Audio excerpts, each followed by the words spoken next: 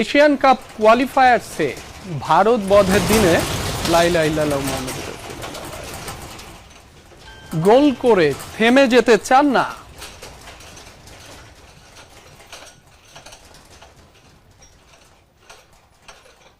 দর্শক, এই মুহূর্তে কিছুটা ভূমিকম্প অনুভূত হয়েছে, বড় আকারেরই হতে পারে। কয় মাত্রার ভূমিকম্প সেটি হয়তো কিছুক্ষণের মধ্যেই জানা যাবে।